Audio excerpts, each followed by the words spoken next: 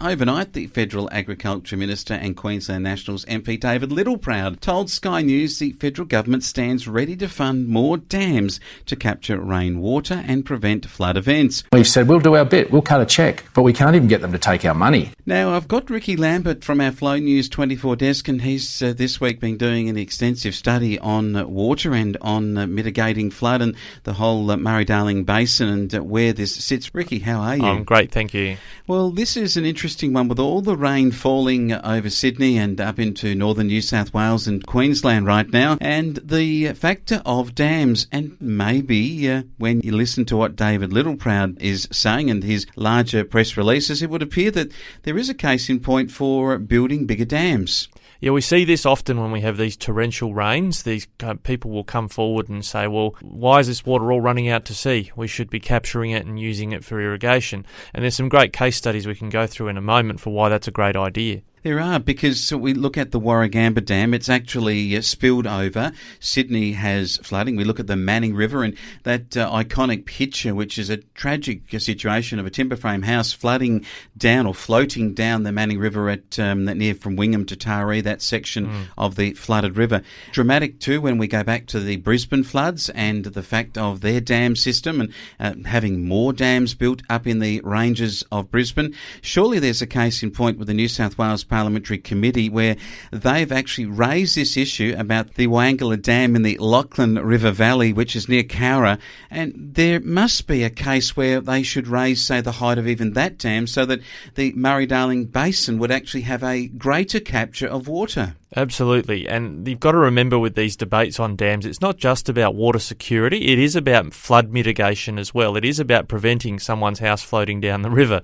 It is about saving lives and livestock as well. A lot of cows are drowning at the moment in these catchment areas. So that's one thing when it comes to preventing loss of life, loss of property, loss of animal life. Sometimes green and environmental groups forget that dams aren't just about storing water, it's about protecting all of those things as well. But also you mentioned the Warragamba Dam, and I think you mentioned yesterday Tim Flannery's prediction in 2005 that it would never spill again.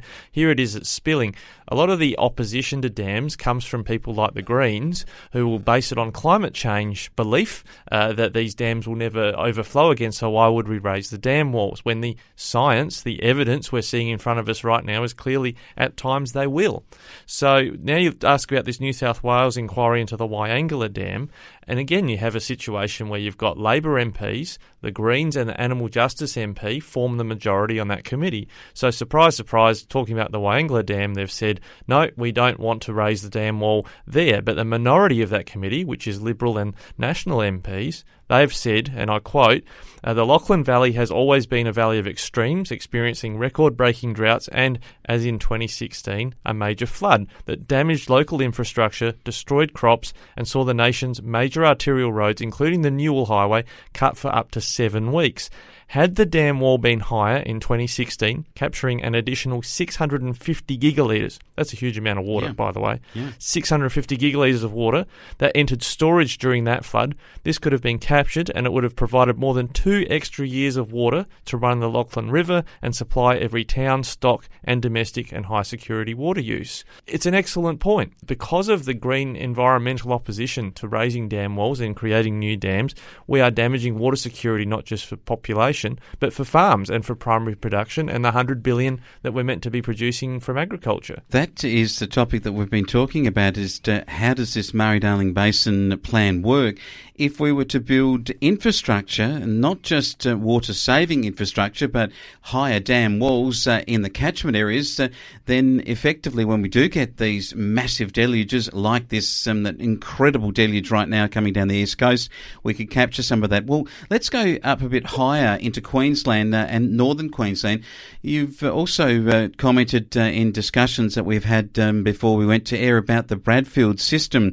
Now, could we take some of that Queensland water and direct it further south? And is that a place where the investment from the federal government could take place by building, say, a bigger system, retracking rivers that go out to the ocean, like the Snowy was retracked way back in the 50s, and pushing that water back down the Murray? Could that be done with the Bradfield system, which they talk about in northern Queensland? I think the more time goes on, the more that this becomes affordable and achievable. The Chinese government in Tibet, part of why they're muscling into Tibet is to redirect those mountain floodwaters back into China and not down out through India.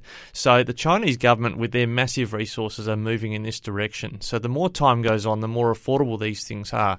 In Melbourne at the moment, the state government there is talking about how their tunnelling machine is going under the Yarra, and they're going to connect metropolitan projects using a tunnelling machine.